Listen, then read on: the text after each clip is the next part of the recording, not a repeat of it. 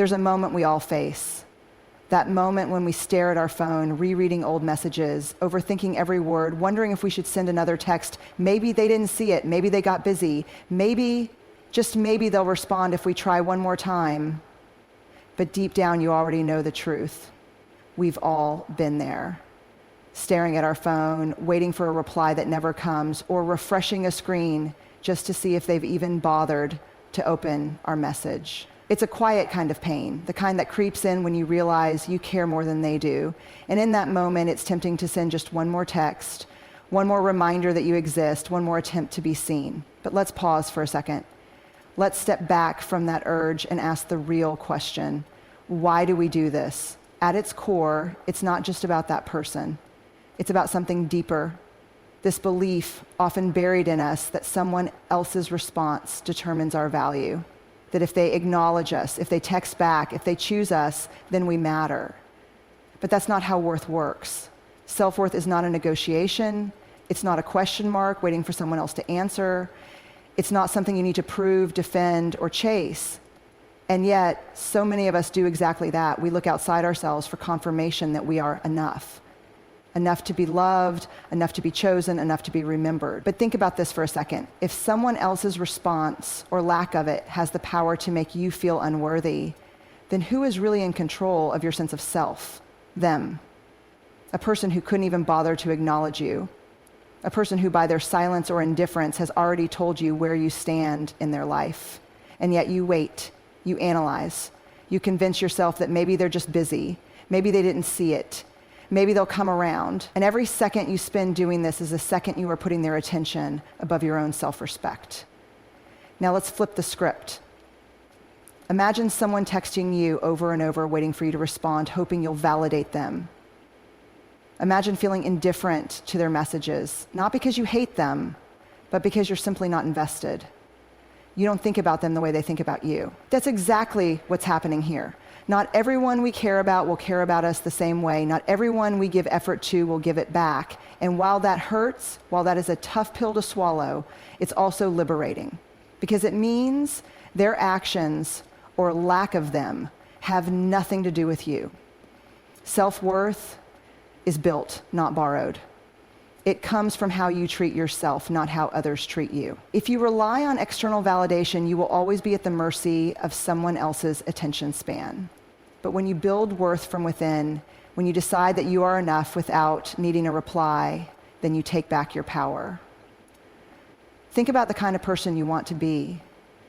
Someone who waits by the phone for someone who barely thinks about them, or someone who values their own energy so much that they don't waste it on people who don't reciprocate, because that's the difference between self-worth and seeking validation. One is grounded, steady, and unshakable. The other is exhausting, fragile, and dependent on others. You have to choose which one you're going to live by. Let's talk about boundaries. Not the kind we set for others, but the kind we set for ourselves. The kind that say, I will not let my energy be drained by people who don't respect me. I will not allow myself to be treated as an afterthought. I will not chase someone who makes me feel like I have to beg for their time. Because boundaries are not about controlling other people. They are about controlling what you allow into your life. Think about the last time you let something slide that didn't sit right with you. Maybe someone ignored your message, and instead of recognizing that as a sign, you excused it. Maybe they only reached out when it was convenient for them, and instead of holding them accountable, you told yourself, at least they reached out. Maybe you've been in a situation where you knew deep down you weren't being valued the way you deserved, but you stayed anyway, hoping, waiting, convincing yourself that if you just held on a little longer, they would finally see your worth. But here's the truth. People don't suddenly wake up and start treating you better just because you stayed through their worst behavior. If anything, they learn that you'll tolerate it. That's why boundaries exist. They tell the world how you expect to be treated. They are the line between self-respect and self-abandonment. And the hardest part, enforcing them. Because when you set a boundary, you're not just making a statement to others, you're making a statement to yourself. You're saying, I refuse to betray myself just to keep someone in my life. And let's be honest, that's not easy. It's uncomfortable. It's lonely sometimes. It means risking disappointment. It means watching people walk away when they realize they can no longer take advantage of your kindness, your patience, your effort. But here's something even harder. Living without boundaries, allowing people to drain your energy, letting their inconsistency dictate your emotions, giving them permission without realizing it to treat you however they choose because you've never shown them otherwise. Boundaries don't push people away. They filter out the ones who were never really there for you in the first place. Because the people who truly respect you, they won't be offended when you set limits. They won't disappear the moment you say, this is what I need in order to feel valued. It's the ones who benefit from your lack of boundaries that will resist them. They'll call you difficult, dramatic, too sensitive, too much. But let's call it what it really is. They liked it better when they could take from you without giving anything in return. And this is where you have to decide, do you want to be liked for your silence or respected for your standards? Do you want to keep allowing the bare minimum just so you don't have to face the discomfort of enforcing your worth? Because every time you lower your standards for someone who doesn't meet them, you are teaching yourself that your needs don't matter. And the longer you do that, the harder it becomes to recognize your own value. Boundaries are not selfish. They are the highest form of self-respect. They are you saying, I love myself enough to walk away from anything that makes me feel small. They are a reflection of how deeply you value your own time, energy, and heart. And when you honor your own boundaries, you send a message to yourself and to the world that you are not an option. You are not a backup plan. You are not something to be tolerated when it's convenient. You are someone who deserves the same effort and respect that you give. There's something powerful about silence, something undeniable. It carries weight in a way that words often can't. And yet so many of us underestimate its power. We think that if we don't speak, if we don't reach out, if we don't explain ourselves one more time, then we'll be forgotten, misunderstood, or left behind. So we over-explain. We text again when we don't get a response. We chase clarity from people who have already given us the answer through their indifference. We beg for closure, thinking that if we just say the right thing, they'll suddenly care. But here's the truth.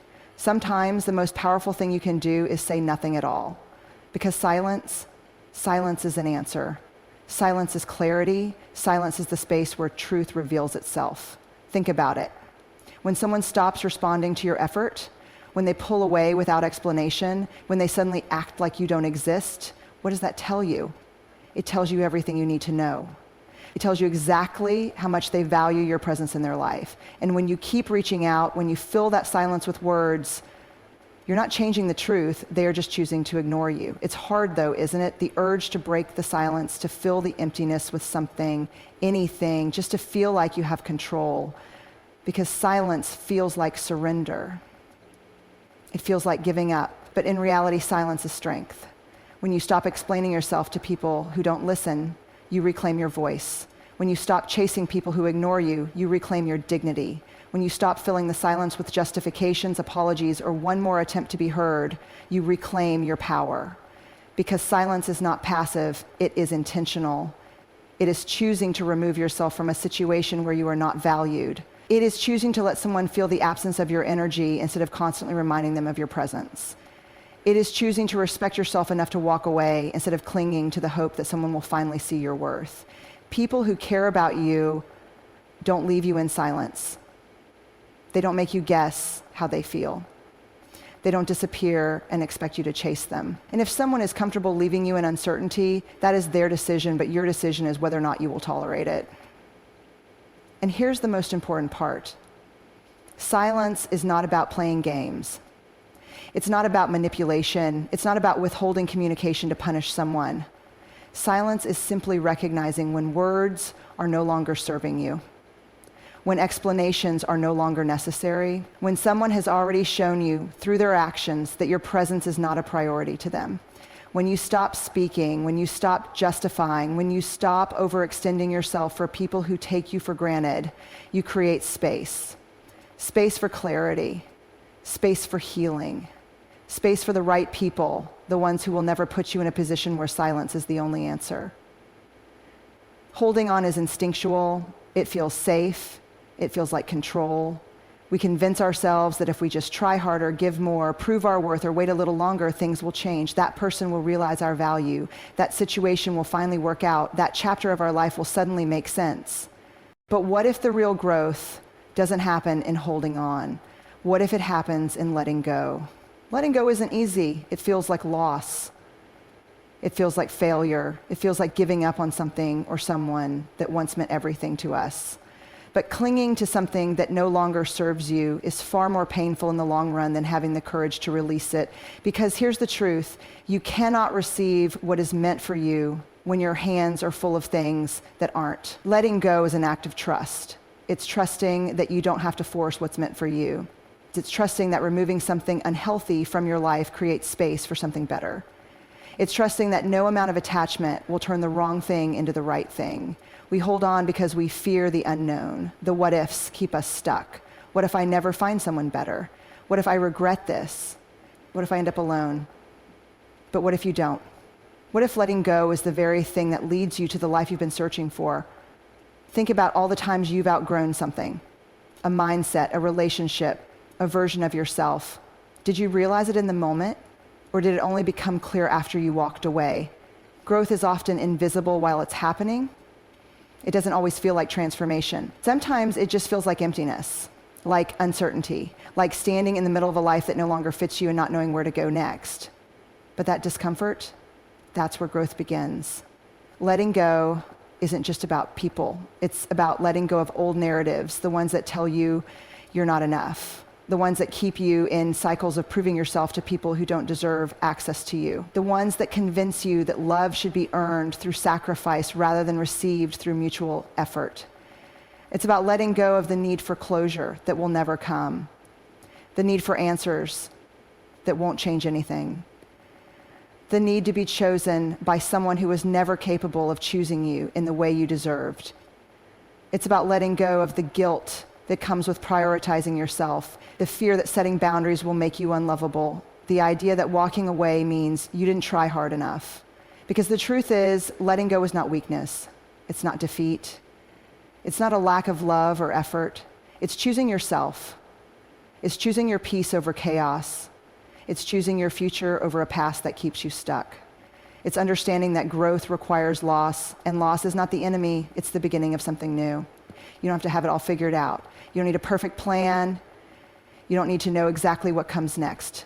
You just have to trust that growth is happening, even in the moments that feel like breaking, even in the spaces that feel empty, even in the silence that follows letting go of something you once thought you couldn't live without.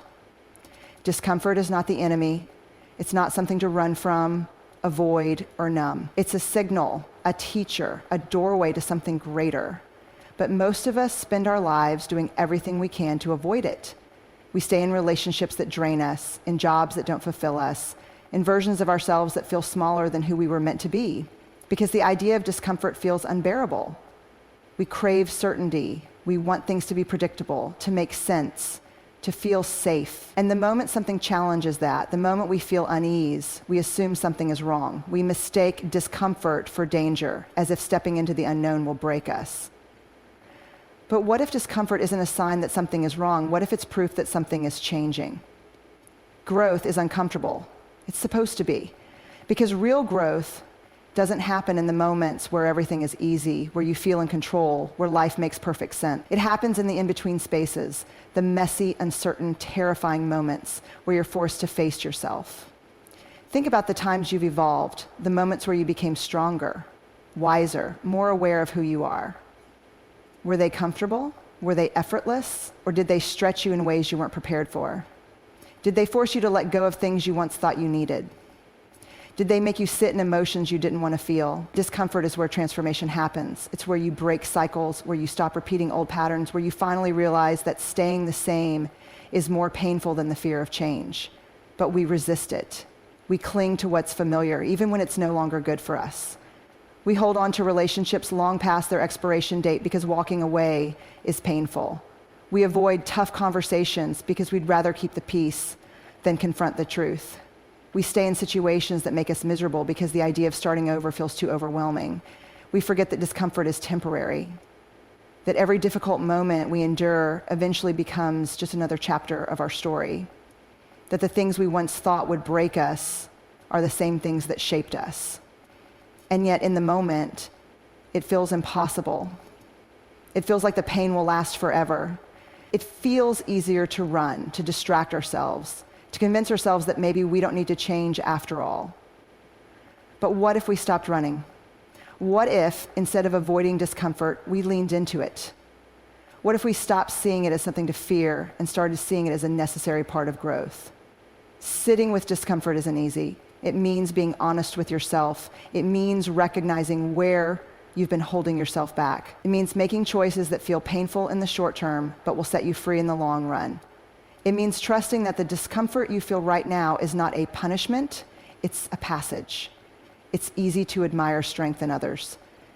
To look at people who have overcome struggles and say, I wish I had that kind of resilience. But resilience isn't something you're born with, it's something you build. And the only way to build it is by facing discomfort instead of running from it.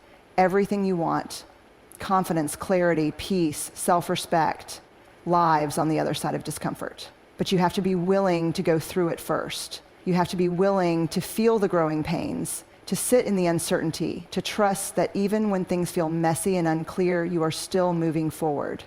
Because discomfort isn't a stop sign, it's a signal that you are stepping into something greater. There are moments in life that make you feel like everything is falling apart. Moments where the weight of disappointment, loss, or rejection makes you wonder if you'll ever feel whole again. Maybe it's a relationship that ended when you weren't ready, a dream that didn't work out, a season of life that didn't go the way you planned. And when you're in that space, when you're standing in the wreckage of what you thought would be, it's easy to believe that this is it, that this is where your story stops, that maybe you've messed up too badly, that maybe nothing good is coming next, that maybe this pain is where you're meant to stay. But your story isn't over, not even close. It's just that when you're in the middle of it, when you're still in the dark, it's hard to see that this is just a chapter, not the whole book. Think about the moments in your past where you thought you wouldn't make it through, the heartbreaks, the disappointments, the failures. At the time, they felt like endings. They felt like proof that things weren't going to get better. But you did make it through. And not only did you survive them, you grew from them. That's the thing about struggle. It convinces you that this is all there is, that the pain is permanent, and that life has somehow passed you by. But pain is not a full stop. It's a comma, a pause, a space between who you were and who you are becoming. It's easy to believe that if something didn't go the way you wanted, then it was all for nothing. That the relationship was a waste of time, that the effort you put into something that didn't work out was meaningless. But every experience, every single one, adds something to your story, even the painful ones, especially the painful ones, because pain has a way of revealing what really matters. It strips away the illusions, the distractions, the things we thought we needed. It forces us to face ourselves in ways we never would have if everything had gone smoothly. It makes us ask the hard questions. Who am I without this? What do I really want? What is this teaching me? And that's where growth happens, not in the easy seasons, but in the hard ones, the ones that force you to rebuild, the ones that break you open so you can let go of the parts of you that were never really meant to stay.